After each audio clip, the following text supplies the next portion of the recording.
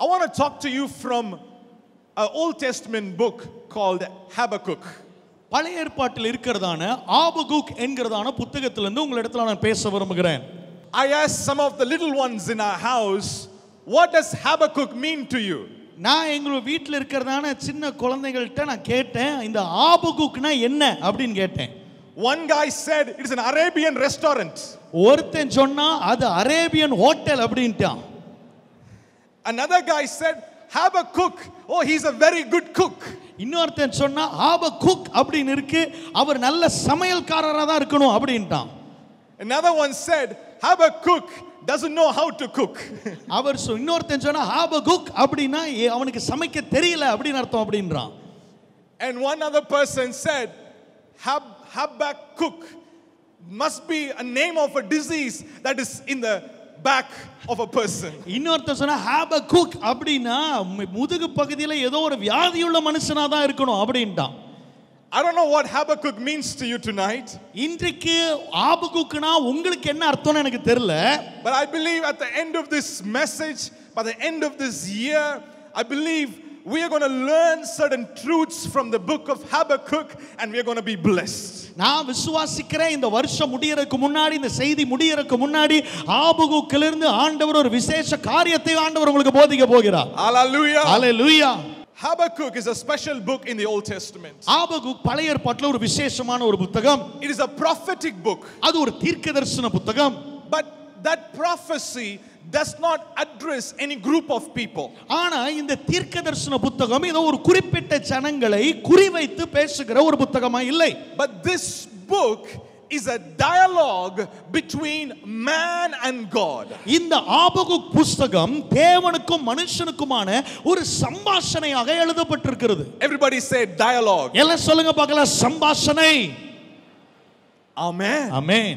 Aren't you glad that we serve a God who speaks to us, who has dialogues with us? உங்களுக்கு சந்தோஷமா இல்லையா? நம்மோடு கூட சம்பாஷிக்க கூடிய, நம்மோடு கூட உறவாடக்கூடிய, பேசக்கூடிய ஒரு தேவனை நீங்களும் நானும் சேவிக்கிறோம். Amen. Amen. We serve a living God who speaks to us, who moves in our lives and who we can experience and see. நம்மிடத்தில் பேசுகிற, நமக்குள்ளாக அசைவாடுகிற, நம்மை அனுபவத்திற்குள்ளாக நடத்துகிற ஜீவனுள்ள தேவனை நீங்களும் நானும் சேவிக்கிறோம். Amen. Amen. So the book, this prophetic book is a dialogue between God and Habakkuk. இந்த ஆபகுக் புத்தகம் தேவனுக்கும் ஆபகுக் என்கிறதான தீர்க்கதரிசிக்கும் நடந்ததான ஒரு உரையாடலின் புத்தகமாக இருக்கிறது.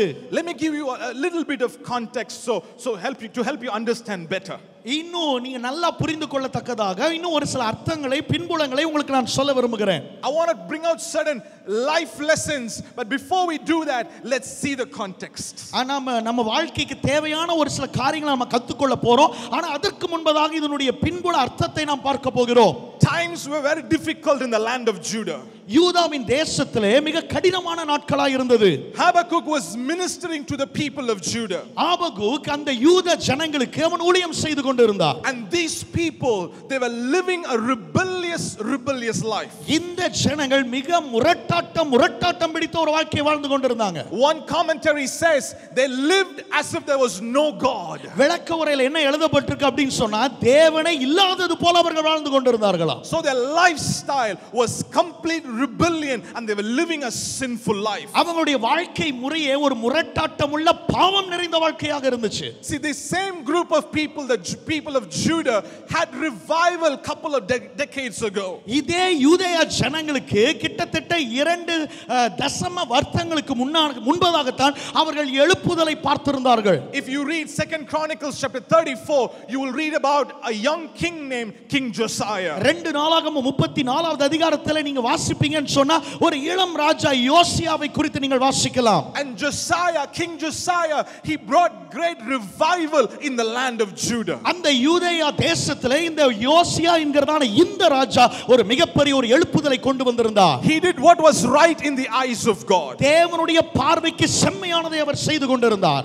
He purged Judah and Jerusalem. He cleaned up the city. அந்த எருசலேமை அவர் முழுவதுமாக சுத்திகரித்து தேவனுக்காக அவர் சுத்தப்படுத்தினார். under his kingship, he destroyed the wrong altars, the negative places. He destroyed them all. He wiped them out of Judah. அவருடைய ராஜ்யபாரத்தில் சகல விக்கிரக தோப்புகளையும் மேடைகளையும் அவர் அகற்றி அங்கே அந்த நிலத்தை அவர் சுத்தப்படுத்துகிறவராய் இருந்தார். And he repaired the temple of God. தேவனுடைய ஆலயத்தை அவர் செப்பனிட்டார். So he brought a great revival in the land of Judah. அந்த யூதேய பட்டணத்திலே தேசத்திலே ஒரு மிகப்பெரிய ஒரு எழுப்புதலை அந்த மனுஷன் கொண்டு வந்திருந்தார். 2 kings have gone by. Now is Habakkuk's time, and the people of Judah have fallen away from God. ரெண்டு ராஜாக்கள் இப்ப மாறிட்டாங்க. இப்ப ஆபகுக்கினுடைய காலகட்டத்திலே ஜனங்கள் தேவனை விட்டு பின்வாங்கி விழுந்தவர்களாக கிடக்கிறார்கள். And they're living a terrible life. அவங்க ஒரு மிக மோசமான ஒரு வாழ்க்கையை அவங்க வாழ்ந்து கொண்டிருந்தாங்க. And this is where Habakkuk begins his conversation with God. இப்பேற்பட்ட தருணத்துல தான் இந்த ஆபகுக் தன்னுடைய தேவனோடு கூடிய ஒரு உரையாடலை அவர் ஆரம்பிக்கிறார். You can turn your Bibles with me to Habakkuk chapter 1. என்னோட கூட திருப்பிக் கொள்ளுங்க. நாகூம் அடுத்து இருக்கிறதான அந்த ஆபகுக் 1வது அதிகாரத்துக்கு நீங்க திருப்பிக் கொள்ளுங்க. We don't have time to read a lot of Bible verses tonight, but I want you to go home and read just 3 chapters. I want you to go home and read tomorrow morning. அநேக வசனங்களை நம்ம வாசிக்கிறீங்க நேரம் இல்ல. ஆனா உங்களை எல்லாம் உற்சாகப்படுத்த நீங்க வீட்டுக்கு போய் இந்த 3 சிறிய அதிகாரத்தை நீங்கள் முழுவதுமாக படிக்கும்படியாக உங்களை கேட்டுக்கொள்கிறேன். Hallelujah. Hallelujah. So Habakkuk comes before God with a heavy burden in his heart. இந்த ஆபகுக் ஒரு மிகுந்த தேவ பாரத்தோடு கூட தேவனுடைய சமூகத்துக்கு அவர் வருகிறார். And this burden in his heart, it brings complaints in his mouth. He goes before God and he begins to make this complaint. இந்த பாரம் அவருடைய வாயிலே குறைகளை கொண்டு வந்து கொண்டிருந்தது. இந்த ஒரு குறையோடு கூட ஆண்டவருடைய சமூகத்திலே அவர் பேச ஆரம்பிக்கிறார். You can read from verse 2 to verse 4. 2வது வசனத்திலிருந்து 4வது வசனம் வரைக்கும் நீங்க வாசித்து பார்க்கலாம். When you read those words, you understand the burden in his heart. அந்த வசனங்களை நீங்க படிப்பீங்க அப்படினு சொன்னா அவர் இதயத்தில் இருந்ததான பாரத்தை நீங்கள் உணர்ந்து கொள்ளலாம். And he is complaining to God about his situation. அந்த சூழ்நிலை குறித்து ஆண்டவரிடத்திலே அவர் குறை சொல்லிக் கொண்டிருக்கிறார். Verse 2, how long, Lord, must I call for help? கர்த்தாவே, நான் எதுவரைக்கும் உம்மை நோக்கி கூப்பிடுவேன்? Or cry out to you violence, but you do not save. நீர் கேளாமல் இருக்கிறீரே, கொடுமை நிமித்தம் நான் எதுவரைக்கும் உம்மை நோக்கி கூப்பிடுவேன்? Why do you make me look at injustice? நீர் ரட்சியாமல் இருக்கிறீரே, நீர் எனக்கு அக்கிரமத்தை காண்பித்து. Why do you tolerate wrongdoings? என்னை தீவினையை பார்க்க பண்ணுகிறது என்ன? கொள்ளையும் கொடுமையும் எனக்கு எதிரே நிற்கிறது. You can go on and read. You can see the burden in Habakkuk's heart. அதை தொடர்ந்து வாசிப்பீங்க அப்படினு சொன்னா அந்த ஆபகுக் இருதயத்தில் இருக்கிறதான பாரத்தை நீங்கள் பார்க்கலாம். He's crying out to God. He's complaining to God. Lord, why are you not responding to me? தேவனிடத்தில் அவன் கதறிக் கொண்டிருக்கிறான், குறை சொல்லிக் கொண்டிருக்கிறான். ஆண்டவரே, என்னை ஏன் நீங்கள் கேளாமல் இருக்கிறீர்? Why all this injustice around me, Lord? என்னை சுற்றிலும் ஏன் இப்படி அநீதி நடந்து கொண்டிருக்கு?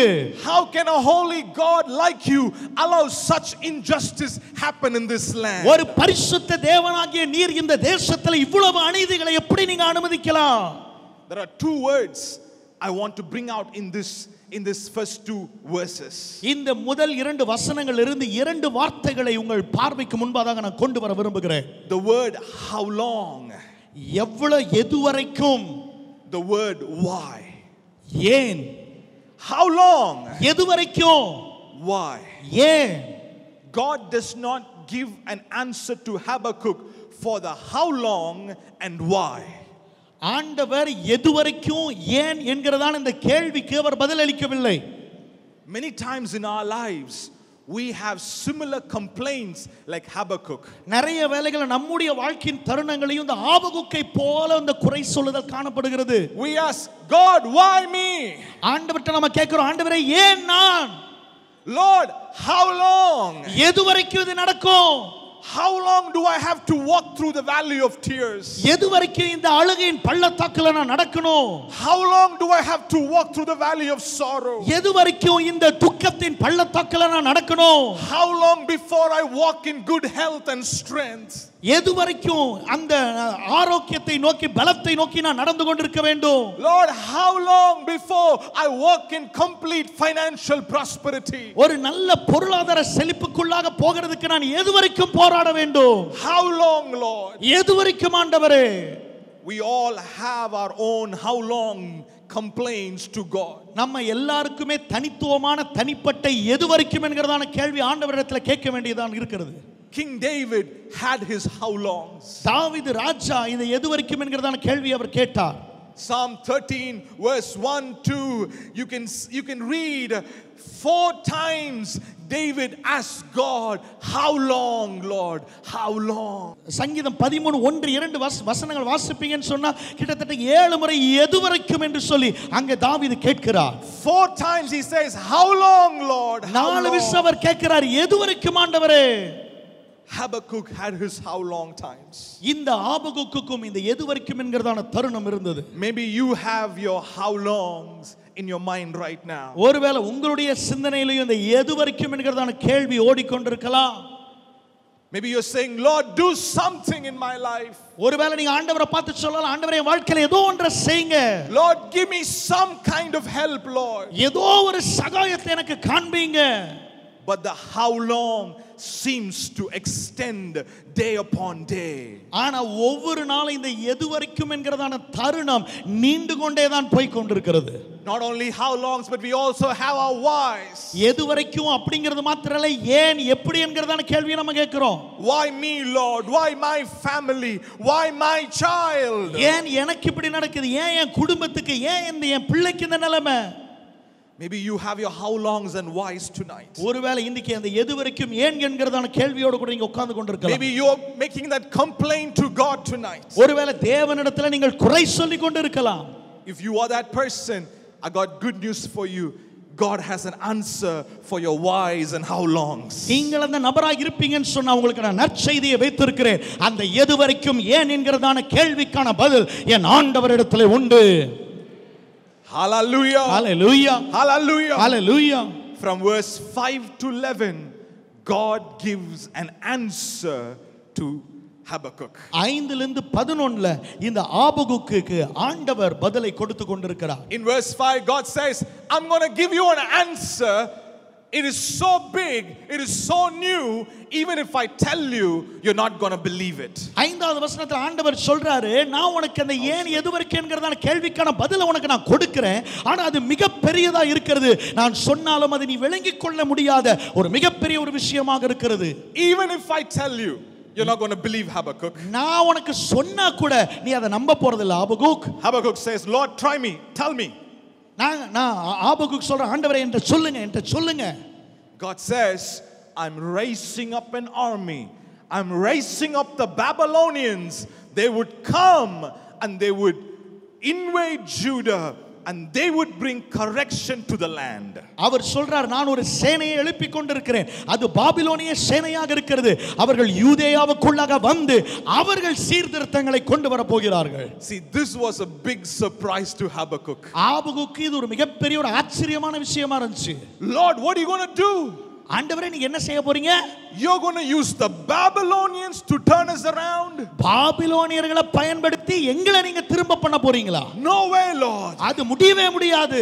So you got to understand, if Judah was bad, Babylonians were double bad. நீங்க ஒன்னு தெரிந்து கொள்ளணும், இந்த யூதேயா மோசமானதுனா இந்த பாபிலோனியர்கள் படுமோசமானவர்கள். If Judah was 10% bad, Babylonians were 100% bad. யூதேயா 10% மோசனா பாபிலோனியர்கள் 100% மோசமானவர்களா இருந்தாங்க. Babylonians showed no mercy. பாபிலோனியர்கள் இரக்கத்தை காண்பிக்காதவர்கள். They had no fear of God. அவங்களுக்கு தேவ பயம்ங்கறதே கிடையாது. Women, children, there was no difference. They would kill everybody. They would just run over everybody. ஸ்திரீகளா இருக்கலாம், பிள்ளைகளா இருக்கலாம், அவங்க வேற வித்தியாசம் பார்க்கிறதே கிடையாது. எல்லாரையும் அவர்கள் கொன்று குவிக்கிறவர்களா இருந்தார்கள். What they would do is, when they go to a village, when they go to a city, they would destroy them. They would cut off their heads and they would make a pyramid of heads outside the village. அவங்க என்ன செய்வாங்க, ஒரு கிராமத்துக்குள்ள சென்றா அங்க இருக்கிறதான எல்லாரையும் சிறைச்சேதம் பண்ணி அங்க ஒரு பிரமிடை போல அவர்கள் குவித்து வைத்து ஒரு காட்சி பொருளாக அவர்கள் நிறுத்துவார்கள். Now God was telling Habakkuk, I'm going to use these people to bring correction in Judah. அந்த ஆபகுக்கிட்ட ஆண்டவர் சொல்றாரு, நான் இந்த ஜனங்களை வைத்து தான் இந்த யூதேயாவுக்குள்ளாக நான் சீர்திருத்தங்களை கொண்டு வர போறேன். And this was a big surprise to Habakkuk. இது ஆபகுக்குக்கு ஒரு மிகப்பெரிய ஒரு ஆச்சரியமான விஷயமா இருந்துச்சு. it was like, I'm paraphrasing this. It was like Habakkuk telling God, Lord, we are wicked, but you're going to use the more wicked to correct the less wicked. That is not going to happen, Lord. Habakkuk சொன்னதை நான் சுருக்கமாக சொல்கிறேன். அவர் சொல்ல வந்த கருத்து இதுதான். அவர் சொல்றாரு, நாங்க தீமையானவர்களா மோசமானவர்களா இருந்தா எங்களை காட்டிலும் மிக மிக மோசமானவர்களை கொண்டு எங்களை எப்படி நீங்கள் சீர்படுத்த போறீங்க? This brought confusion in Habakkuk's mind. இது ஆபகுக்குடைய சிந்தனையில மிகப்பெரிய ஒரு குழப்பத்தை கொண்டு வந்துச்சு. The people of God, listen to me carefully. பிரியமான தேவ ஜனங்களே, தயவா கொஞ்சம் கவனமா கவனிங்க. Chapter 1 begins with the burden. முதலாவது அதிகாரம் ஒரு பாரத்தோடு கூட ஆரம்பிக்குது. And goes on to a complaint. அது ஒரு முறுமுறுப்பு, ஒரு குறை சொல்லுதலுக்கு நேராக செல்கிறது. But the answer from God did not bring clarity to Habakkuk's heart, but it brought confusion in Habakkuk's heart. ஆனா தேவனிடத்திலிருந்து வந்த பதில் அங்கே ஒரு தெளிவை கொண்டு வராமல் ஒரு குழப்பத்தை தான் இந்த ஆபகுக்குடைய சிந்தனைக்குள்ளாக கொண்டு வந்தது. Maybe you are sitting here today. ஒருவேளை நீங்க இங்க உட்கார்ந்து கொண்டிருக்கலாம். You made complaints to God. நீங்க ஆண்டவர்ட்ட குறை சொல்லி கொண்டிருக்கலாம். And you've received answers from God, but those answers have not brought clarity in your life, but they've brought more confusion. தேவனிடத்திலிருந்து நீங்க பதில பெறுகிறீங்க, ஆனா அது ஒரு தெளிவை கொண்டு வராம இது இன்னும் அதிகமான குழப்பத்தை தான் உங்களுக்கு கொண்டு வந்து கொண்டிருக்கு. The how long seemed to extend, the why seemed to get bigger. எது வரைக்கும் என்கிறது நீண்டு கொண்டே போகிறது, ஏன் என்கிறதாக பெரிதாய் கொண்டே இருக்கிறது. But I believe tonight those attitudes are going to end. ஆனா நான் விசுவாசிக்கிறேன் இந்த இரவில அந்த சகல மனப்பான்மைகளும் மாற போகிறது. Hallelujah. Hallelujah. What did Habakkuk do in the midst of the burden and the midst of confusion? அந்த பாரத்தின் மத்தியிலே, அந்த குழப்பத்தின் மத்தியிலே இந்த ஆபகுக் என்னத்தை செய்தார்? That's where chapter 2 begins. அங்கதான் இரண்டாவது அதிகாரம் ஆரம்பிக்குது. Chapter 2 verse 1. இரண்டாவது அதிகாரம் 1வது வசனம். Habakkuk says, I will stand at my watch. In other words, I will climb into my watchtower and stand there at my guard post. I will wait there to find out what Yahweh will say, what he will reply to what I have complained about. Habakkuk இங்க சொல்றாரு, நான் என் காவலிலே தரித்து அரணினை நிலை கொண்டிருந்து அவர் எனக்கு என்ன சொல்லுவார் என்றும் அவர் என்னை கண்டிக்கும் போது நான் என்ன உத்தரவு சொல்ல வேண்டும் என்றும் கவனித்து பார்ப்பேன் என்றார்.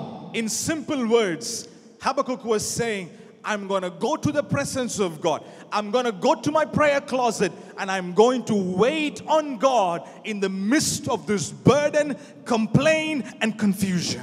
இந்த எளிமையான வார்த்தையை சொல்லணும்னு சொன்னா ஆபகுக் சொன்ன அந்த காரியம் என்னன்னா, இந்த குழப்பத்தின் மத்தியில, இந்த பாரத்தின் சூழ்நிலையில நான் தேவனுடைய பிரசன்னத்துக்குள்ளாக போக போகிறேன், என்னுடைய ஜெபஅறைக்குள்ளாக போக போகிறேன். கர்த்தர் எனக்கு என்ன பதிலை சொல்ல போகிறார் என்று சொல்லி நான் தரித்திருந்து நான் கேட்க போகிறேன். Hallelujah. Hallelujah. He simply said, I'm going to wait on God. அவர் சுருக்கமா சொல்றார், நான் கர்த்தருக்கு காத்திருக்க போகிறேன். I'm going to rest in his presence. அவருடைய பிரசன்னத்திலே நான் தரித்திருக்க போகிறேன். This burden is too heavy for me to carry. இந்த பாரம் சுமக்கிறதுக்கு மிக பாரமா இருக்கிறது. This confusion in my mind is not letting me sleep at nights. இந்த குழப்பம் இரவு வேளைகளில் என்ன தூங்க விட மாட்டேங்குது. But I'm still going to wait on God. ஆனா இன்றும் நான் தேவனிடத்தில் நான் காத்திருக்க போகிறேன். Hallelujah. Hallelujah. Hallelujah. Hallelujah. That waiting on God brought another reply for Habakkuk from God. அந்த தேவனுக்கு காத்திருக்கிற அந்த தருணம் கர்த்தரிடத்திலிருந்து இன்னொரு பதிலை ஆபகுக்குக்கு கொண்டு வந்தது. Amen. Amen. பக்கத்துல பார்த்து கேளுங்க, why wait on God? பக்கத்துல உங்களை பார்த்து கேளுங்க, ஏன் தேவனுக்கு காத்திருக்கணும்? கொஞ்சம் கேளுங்க பார்க்கலாம். Come on, ask them. கொஞ்சம் சத்தமா கேளுங்க. Ask them, why wait on God? ஏன் தேவனுக்கு காத்திருக்கணும்? Because God knows who we are. ஏனா ஆண்டவருக்கு தெரியும் நம்ம யாருன்னு சொல்லி. He knows our frustration. அவர் நம்முடைய ஏமாற்றங்களை அறிவார். He knows our tears and sorrows. அவர் நம்முடைய அழுகைய துக்கங்களை அறிவார். Not only that, he knows our enemy. அது மாத்திரமல்ல, நம்முடைய சத்துருக்களையும் ஆண்டவர் தெரிந்து வைத்திருக்கிறார். And he has a perfect answer for us. அவர் நமக்கு சரியான தீர்வை, பதிலை உடையவராக இருக்கிறார். Hallelujah. Hallelujah. Chapter 2 verse 2 onwards, God begins to give a response to Habakkuk. இரண்டாவது அதிகாரம் 2வது வசனத்திலிருந்து ஆண்டவர் ஆபகுக்குக்கு பதிலை அங்கே கொடுக்க ஆரம்பிக்கிறார். He says, Habakkuk, write down this revelation. அவர் சொல்றார் ஆபகுக் இந்த தரிசனத்தை நீ எழுதி வை. Make it plain on the tablets. அதை கடந்தோடுகிறவன் வாசிக்கும்படி பலகையிலே தீர்க்கமாய் வர. Because this vision, this revelation awaits a perfect time. ஏனென்று சொன்னால் இந்த குறிப்பிட்ட தரிசனம் ஒரு குறிப்பிட்ட காத்திருப்புக்காக வைக்கப்பட்டிருக்கிறது. And this will be for true. This will prove true and it will not be false. அது நிச்சயமாக விளங்கும், அது பொய் சொல்லாது. Wait for it, it will certainly come to pass. அது தாமதித்தாலும் அதற்கு காத்திரு, அது நிச்சயமாய் வரும். Hallelujah. Hallelujah. Everybody lift your hands with me. எல்லாம் என்னோட கூட சேர்ந்து கரங்களை உயர்த்தி. Come on. சீக்கிரமா. Yes. Come on, lift your hands with me. கரங்களை உயர்த்தி. Say, God's got a vision for me. சொல்லுங்க, ஆண்டவர் எனக்கு ஒரு தரிசனத்தை வைத்திருக்கிறார். No சத்தமா, இன்னொரு சத்தமா. நல்ல சத்தமா சொல்லுங்க, ஆண்டவர் எனக்கு ஒரு தரிசனத்தை வைத்திருக்கிறார். Amen. Amen. Hallelujah. Hallelujah. உங்களுக்கு ஆசையா அது என்ன தரிசனம்னு சொல்லிட்டு அதே அதிகாரத்துல chapter 2 verse 4 it says the righteous shall live by faith.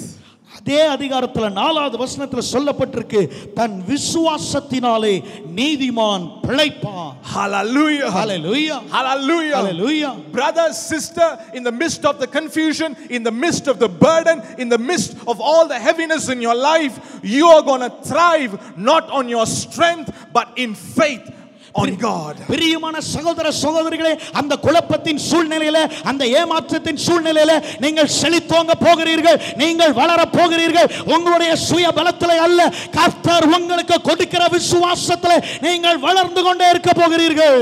Hallelujah. Hallelujah. Chapter 2 is interesting. 2வது அதிகாரம் மிக சுவாரஸ்யமானது.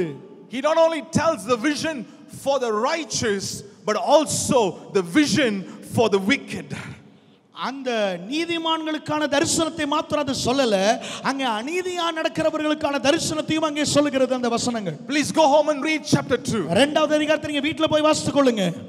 He says in verse 6, 9, 12, 15 and 19, in all these 5 verses it tells this, oh to those wicked people. 6வது வசனம், 9வது வசனம், 15வது வசனம், 19வது வசனம், இது எல்லாத்தையும் நீங்க படிப்பீங்க அப்படின்னு சொன்னா தீமையான ஜனங்களே என்று சொல்லி அங்கே அவர்களுக்கான வார்த்தைகளை அவர் பேசுகிறார். For the wicked it is a O, W O E O. பொல்லாதவர்களுக்கு ஐயோ. Amen. Amen. Come on. For the wicked it's O. பொல்லாதவர்களுக்கு ஐயோ. But the righteous will live by faith. ஆனா நீதிமானோ அவன் விசுவாசத்தினாலே பிழைப்பான். Come on, clap your hands and glorify God tonight. நல்ல போல கைகளை தட்டி கர்த்தரை மகிமைப்படுத்துங்க இந்த இரவுல. It is in this truth Paul writes the whole gospel that we are standing on today. இந்த ஒரு சத்தியத்தை அடிப்படையாக வைத்துதான் பவுல் நம்ம கேட்டுக்கொண்டிருக்கிறதான முழு சுவிசேஷத்தையும் அவர் விளக்கி எழுதுகிறார். Hallelujah. Hallelujah. Martin Luther took this idea, this Habakkuk's faith, righteousness through faith, and that brought reformation in the history of our nation. அந்த மார்ட்டின் லூதர் இந்த ஆபகுக் எழுதினதான இந்த விசுவாசத்தினாலே வருகிறதான நீதியை அவர் எடுத்தார், ஒரு மறு சீரமைப்பை கிறிஸ்தவத்துக்குள்ளாக அந்த மனுஷன் கொண்டு வந்தார். Hallelujah. Hallelujah. Hallelujah. Hallelujah. We're going to stand in faith. நாம் விசுவாசத்திலே நிற்க போகிறோம். Come on, say an amen. ஒரு ஆமென் சொல்லுங்க பார்க்கலாம். Hallelujah. Hallelujah. Hallelujah. Hallelujah. God's got a vision for me. கர்த்தர் எனக்கு ஒரு தரிசனத்தை வச்சிருக்கிறார். God's got an appointed time for me. கர்த்தர் எனக்காக ஒரு நேரத்தை நியமித்து வைத்திருக்கிறார். God's got that written in his book of life. கர்த்தர் அவருடைய ஜீவ புத்தகத்திலே எனக்கான காரியத்தை அவர் எழுதி வைத்திருக்கிறார். And those things will come to pass. அந்த காரியங்கள் நிச்சயம் நிறைவேறும். It will not delay. அது தாமதிப்பது இல்லை. I may not have seen it in 2021 but I'm going to see it very soon. 2021ல வேணாத நான் பார்க்காம இருக்கலாம், ஆனால் சீக்கிரமாக கர்த்தர் சொன்னதை என்னுடைய கண்கள் பார்க்க போகிறது. Hallelujah. Hallelujah. And in this vision chapter 2 ends and chapter 3 begins. இந்த தரிசனத்துல தான் இந்த 2வது அதிகாரம் முடிஞ்சு 3வது அதிகாரம் ஆரம்பமாகுது. Now this is the most important part of my message. என்னுடைய செய்தியினுடைய முக்கியமான ஒரு பகுதி இதுதான். Now Habakkuk knows the plan of God for him, for his people, and also for the enemy. இப்பொழுது ஆபகூக்கு ஆண்டவர் தனக்காக வைத்திருக்கிற திட்டத்தை, தன்னுடைய ஜனங்களுக்காக வைத்திருக்கிற திட்டத்தை, தன்னுடைய எதிரிக்கு வைத்திருக்கிறதான திட்டத்தை அவர் அறிந்து கொண்டார். And now his attitude changes. இப்ப அவருடைய மனப்பான்மையே மாறிடுச்சு.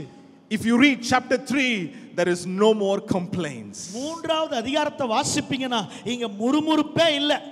There is no more why Lord. ஏன் ஆண்டவரே என்கிறதான கேள்வியே இல்ல. There is no more how long Lord. எது வரைக்கும் என்கிறதான கூக்குரலே இல்ல. Chapter 3 is filled with prayer of praise. மூன்றாவது அதிகாரம் முழுவதுமாக துதியின் ஜெபத்தினாலே நிறைந்திருக்கிறது. Hallelujah. Hallelujah. Hallelujah. Hallelujah. Dear people of God, பிரியமான தேவ பிள்ளைகளே, this is how we are going to end our this year. இப்படியாகத்தான் இந்த வருஷத்தை நம்ம அனைவரும் சேர்ந்து நிறைவடைய செய்ய போகிறோம். We are going to finish it in style like Habakkuk. ஆபகுக்குடைய அந்த ஸ்டைல்ல தான் இந்த வருஷத்தை முடிக்க போகிறோம். Amen. ஆமென் சொல்லுங்க பார்க்கலாம். We may have started out with complaints. நம்ம முறுமுறுப்புல இந்த வருஷத்தை ஆரம்பிச்சிருக்கலாம். We may have had burdens and confusions throughout the year. இந்த வருடம் முழுவதுமாக நமக்குள்ளாக பாரமும் குழப்பங்களும் நீண்டு கொண்டே போயிருக்கலாம். But now we have come to the final chapter. ஆனா இப்பொழுது அந்த கடைசி அத்தியாயத்துக்கு நாம் வந்து விட்டோம். We have come to the final moments of this year. இந்த வருஷத்தினுடைய கடைசி தருணங்களுக்குள்ளாக நாம் வந்து விட்டோம். We are not going to complain, but our complaint is going to turn into confidence. நம்ம முறுமுறுக்க போறது இல்ல, நம்முடைய முறுமுறுப்புகள் எல்லாம் புதிய நம்பிக்கைகளாக மாற போகிறது. Hallelujah. Hallelujah. Our doubts are going to turn into trust. நம்முடைய சந்தேகங்கள் எல்லாம் திட நம்பிக்கையாக மாற போகிறது. Amen. Amen. You may have been standing in the valley. A time is coming. You're going to stand on mountain tops and declare God is good. நீங்க பள்ளத்தாக்குல நின்று கொண்டிருக்கிறீங்க. ஆனா காலம் வருகிறது, கர்த்தர் உங்களை கன்மலையின் மேலே நிறுத்தி அவருடைய துதியை சொல்லும்படியாக கர்த்தர் உங்களுக்கு அனுக்கிரகம் செய்ய போகிறார். Hallelujah. Hallelujah. Your sobbing is going to turn into singing. உங்களுடைய அழுக பாடல்களாக மாற போகிறது. Your worrying is going to turn into worshiping. உங்களுடைய கவலைகள் எல்லாம் களி கூறுதலாக மாற போகிறது. Hallelujah. Hallelujah. Do you know why? ஏன் தெரியுமா?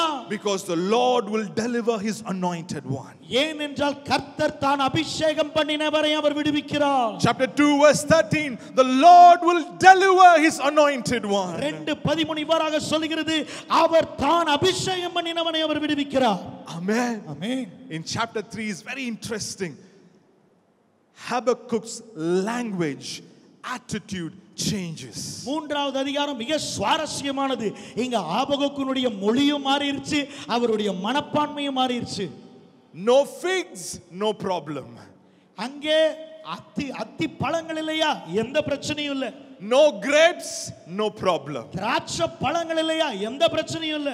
No olives, no problem. ஒலிவ மரங்கள் இல்லையா, ஒரு பிரச்சனையும் இல்ல. No food, no produce, no problem. தானியம் விளையாமல் போனாலும் ஒரு பிரச்சனையும் இல்ல. No sheep in the pen, no problem. ஆட்டு மந்தைகள் முதலற்று போனாலும் ஒரு பிரச்சனையும் இல்ல. No cattle, no problem. தொழுவத்துல மாடு இல்லாமல் போனாலும் எல்லாம் சேர்ந்து சொல்லலாமா, ஒரு பிரச்சனையும் இல்ல. Amen. Amen. பக்கத்துல பார்த்து சொல்லுங்க, no problem. பக்கத்துல உள்ள பாச ஒரு பிரச்சனையும் இல்லங்க. தூங்குறவங்களை எழுப்பி விட்டு சொல்லுங்க பார்க்கலாம், no problem. Amen. Even if you sleep, no problem for me. அவங்கள பார்த்து சொல்லுங்க, நீங்க பக்கத்துல எப்படி தூங்கினாலும் எனக்கு ஒரு பிரச்சனையும் இல்ல. Hallelujah. Hallelujah. Habakkuk's language changes. ஆபகுக்குனுடைய மொழியே இப்ப மாறிடுச்சு. From complaint, from worry, from saying problem Lord to no problem. முறுமுறுப்பிலிருந்து, குறை சொல்லுகளிலிருந்து, கவலையிலிருந்து இப்ப அவர் சொல்றாரு ஒரு பிரச்சனையும் இல்ல. Verse 18 he says, I will rejoice in the Lord. 18வது வசனத்தில் சொல்றாரு, நான் கர்த்தருக்குள் மகிழ்ச்சியாய் இருப்பேன். I will be joyful in God my Savior. என் ரட்சிப்பின் தேவனுக்குள் களிகூருவேன். Hallelujah. Hallelujah. Do you know why he says that? ஏன் அத சொல்றார் தெரியுமா? Do you know how he says that? எப்படி அத சொன்னார் தெரியுமா? Verse 19. 19வது வசனம். He says, the sovereign Lord is my strength. He makes my feet like the feet of a deer. He enables me to tread on heights. ஆண்டவராகிய கர்த்தர் என் பலன், அவர் என் கால்களை மான் கால்களை போலாக்கி உயரமான ஸ்தலங்களில் என்னை நடக்க பண்ணுவார். ஐயோ இதெல்லாம் பெரிய ஆமென் வந்திருக்கணுமே. Hallelujah. Hallelujah. I'm going to rejoice. நான் மகிழ்ந்து களிகூர போறேன். I'm going to be glad. நான் சந்தோஷிக்க போறேன். I'm going to jump. நான் குதிக்க போகிறேன். I'm going to lift my hands in praise. என்னுடைய கரங்களை உயர்த்தி அவரை துதிக்க போகிறேன். I'm not going to complain. நான் முறுமுறுக்க போறதில்லை. I'm not going to say how long Lord, why Lord, எதுவரைக்கும் ஏன் என்று நான் கேள்வி கேட்க போறதில்லை. because the Lord is my strength. ஏனென்றால் தேவன் என் பலனாய் இருக்கிறார். Hallelujah. Hallelujah. I'm going to finish my year with praise. இந்த வருஷத்தை துதியோடு கூட நான் நிறைவடைய செய்ய போகிறேன். Hallelujah. Hallelujah. I want to tell you something very important and I want to finish. ஒரு முக்கியமான விஷயத்தை சொல்லி நான் முடிக்கிறேன். The devil wants you to hang your worship. He wants you to give up your praise. பிசாசு உங்களுடைய அந்த துதியை அவன் நிப்பாட்டி நீங்கள் ஆராதிக்க கூடாதபடிக்கு இருக்க வேண்டும் என்று சொல்லி அவன் முயற்சி செய்கிறான். He wants you to give up your praise. உங்களுடைய துதியை நீங்க விட்டுவிட வேண்டும் என்று சொல்லி அவன் முயற்சி செய்கிறான். I have a coat hanger on the stage. கோட்டை தொங்க விடுற ஒரு ஹேங்கரை நான் வச்சிருக்கேன். This coat hanger is right here. இந்த கோட்டை தொங்க விடுற இந்த ஹேங்கர் இங்க இருக்கு. This is what the devil wants you to do. பிசாசு இத தான் நீங்க செய்யணும்னு சொல்லி அவன் ஆசைப்படுறான். He wants you to take off the garment of praise that God has given you. அந்த துதி என்கிறதான ஆடை, அந்த கர்த்தர் கொடுத்த ஆடையை நீங்கள் அவிழ்க்க வேண்டும் என்று சொல்லி அவன் விரும்புகிறான். He wants you to have complaint in your mouth, not praise. உங்களுடைய வாயில முறுமுறுப்பு இருக்கணும்னு சொல்லி அவன் விரும்பறான். துதி இருக்கணும் நம்ம விரும்புகிறோம். He wants you to have whys and how longs in your mouth, not praise. எதுவரைக்கும் ஏன் அப்படிங்கிற வார்த்தை தான் வாய் நிறைஞ்சிருக்கணும், துதிக்க கூடாதுன்னு அவன் நினைக்கிறான். So he wants you to take off that garment of praise and he wants you to hang it on the complaint, on the worry, on that fear. He wants you to hang your praise. அந்த துதி என்கிறதான ஆடையை எடுத்து அந்த பயம் என்கிறதான ஹேங்கர்ல, அந்த சந்தேகம் என்கிறதான ஹேங்கர்ல, அந்த முறுமுறுப்பு என்கிறதான ஹேங்கர்ல நீங்கள் தொங்க விட வேண்டும் என்று சொல்லி அவன் விரும்பிக் கொண்டிருக்கிறான். Hallelujah. Hallelujah. Psalm 137. சங்கீதம் 137. I want you to turn your Bibles quickly. சீக்கிரமா என்னோட கூட நீங்க திருப்பிக் கொள்ளுங்க. The people there had a wonderful life. அங்க இருக்கிறதான ஜனங்கள் மிக அற்புதமான வாழ்க்கை வாழ்ந்துட்டு இருக்காங்க. But they have been taken captives now. ஆனா இப்பொழுது அவர்கள் சிறைபிடிக்கப்பட்டவர்கள் கொண்டு போகப்பட்டு விட்டார்கள். They've been taken captives to Babylon. பாபிலோனுக்கு சிறைபிடிக்கப்பட்டவர்களாக அவங்க கொண்டு செல்லப்பட்டாங்க. They remember their good old days in Zion. அங்கே சீயோனில் இருக்கிறதான நல்ல நாட்களை அவர்கள் நினைத்து அழுதார்கள். And now இப்பொழுது they are in captivity. இப்ப அவங்க சிறையிருப்புல இருக்காங்க. Now what did they do? அவங்க என்ன செய்றாங்க? Verse 2. இரண்டாவது வசனம். Verse 2 it says, there on the poplar we hung our harps. இரண்டாவது வசனம், அது நடுவில் இருக்கும் அலரி செடிகளின் மேல் எங்கள் கிண்ணறங்களை தூக்கி வைத்தோம். In other words, there on the willow trees along the river of Babylon we hung our praise, we hung our harps. இன்னொரு வகையில சொல்லப்போனா அந்த பாபிலோன் நதிக்கு ஓரமாய் நெடுவாக இருக்கிறதான அந்த அலரி செடிகளிலே எங்களுடைய துதியை நாங்கள் தொங்க விட்டு விட்டோம். The willow tree represents weeping. அந்த அலரி செடி அழுகையை குறிக்கிறது. And that harp represents their praise. அந்த கிண்ணறம் துதியை குறிக்கிறது. Now this is what the enemy wants you to do. இததான் சத்துரு நீங்க செய்யணும்னு அவன் பிரயாசப்படுறான். He wants you to hang your praise. He wants you to hang your praise on that weeping tree. அந்த அலரி செடியிலே உங்களுடைய துதி என்கிறதான கிண்ணறத்தை நீங்கள் தொங்க விட வேண்டும் என்று சொல்லி அவன் முயற்சிக்கிறான். What are you going to do tonight? இந்த இரவுல நீங்க என்ன செய்ய போறீங்க? Are you going to say, why God? Where are you, Lord? Why this evil in my life? Why this evil in my family? Are you going to hang your praise, or are you going to get your praise on tonight before you move into the new year? ஏன் ஆண்டவரே, எதற்கு ஆண்டவரே, என் வாழ்க்கையில இந்த தீங்கு நடந்துச்சு, எனக்கு ஏன் இப்படி நேர்ந்துச்சு அப்படின்னு சொல்லி நீங்கள் முறுமுறுத்து உங்களுடைய துதியை நீங்கள் தொங்கவிட போகிறீர்களா? இல்லை என்று சொன்னால் அந்த துதியின் ஆடையை மீண்டுமாக தரித்து துதியோடு கூட இந்த வருஷத்தை நீங்கள் முடிய பண்ண போகிறீர்களா? Some of you have said, this situation has broken my heart. ஒரு சிலர் நீங்க சொல்றீங்க, இந்த சம்பவம் என்னுடைய இதயத்தை நொறுக்கிருச்சு. I'm not going to be able to worship again. நான் மறுபடியும் என்னால ஆராதிக்கவே முடியல. I'm not going to be able to sing again. மறுபடியும் என்னால பாடவே முடியல. I'm not going to be able to be happy ever again. மறுபடியும் என்னால சந்தோஷமா இருக்கவே முடியல. I will not be able to be joyful again. மீண்டுமாக என்னால களி கூறவே முடியாது. That is the lie of the enemy. அது பிசாசினுடைய பொய். God wants you to get your praise on. கர்த்தர் உங்களுடைய துதியை நீங்கள் மீண்டும் எடுக்கும்படியாக அவர் விரும்புகிறார். God wants you to get your song back. மீண்டுமாக உங்களுடைய பாட்டை நீங்கள் பெறும்படியாக ஆண்டவர் விரும்புகிறார். Hallelujah. Hallelujah. Do you know why? ஏன் தெரியுமா? Because worship is a weapon. ஏனென்றால் ஆராதனை ஒரு ஆயுதம். Praise is a weapon. துதி ஒரு ஆயுதம். Amen. Amen. Not only that, worship is a bridge. It's like a bridge. அது மாத்திரமல்ல, அந்த ஆராதனை ஒரு பாலம் போன்றது. It's a bridge between earth and heaven. பூலோகத்திற்கும் பரலோகத்திற்குமான ஒரு பாலம் தான் இந்த ஆராதனை.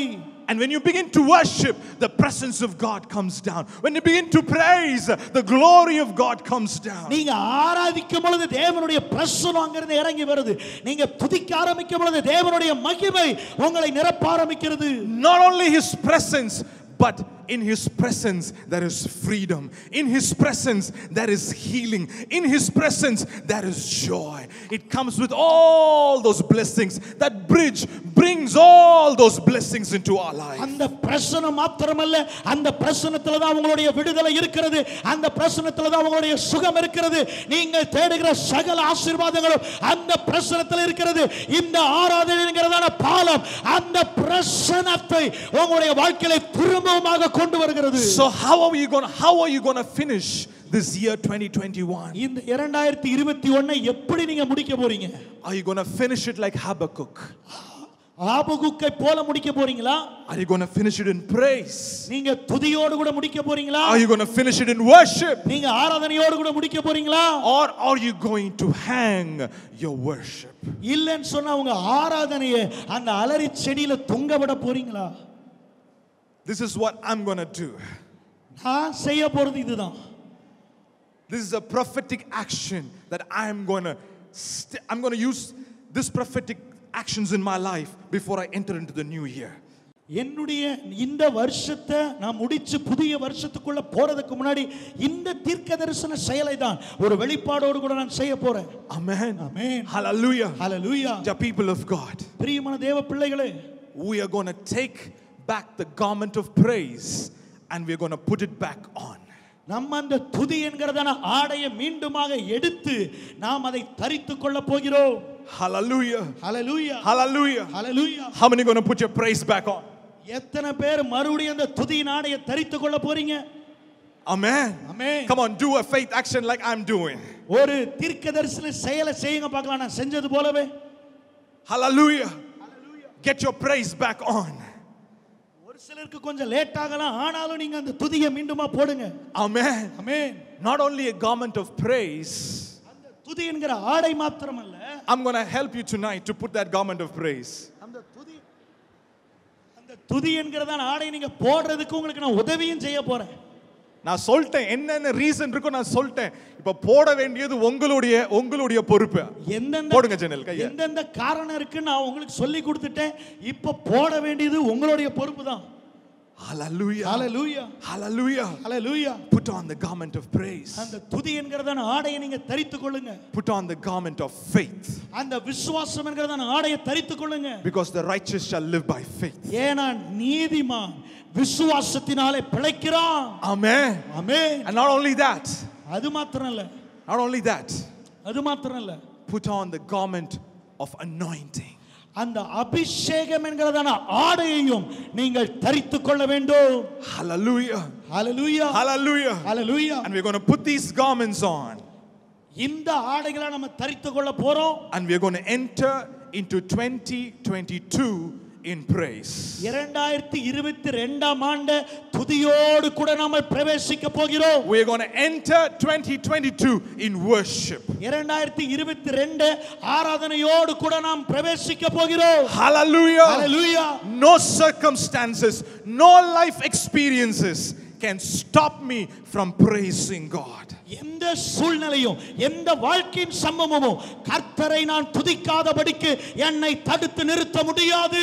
Psalm 137, those people said, how can we sing this song in a strange land? சங்கீதம் 137 அந்த ஜனங்கள் சொல்றாங்க, அந்நிய தேசத்துல கர்த்தருடைய பாடலை நாங்கள் எப்படி பாட முடியும்? Tonight you're going to sing. இந்த இரவுல நீங்க பாட போறீங்க. You're going to sing like David. நீங்க தாவீதை போல பாட போறீங்க. Psalm 13, David, this is how he finishes Psalm 13. I will sing the Lord's praises, for he has been good to me. 13வது அதிகாரத்தில் சங்கீதக்காரனாகிய தாவீது சொல்றாரு, கர்த்தர் எனக்கு நன்மையை செய்தபடியால் அவரை பாடுவேன். Hallelujah. Hallelujah.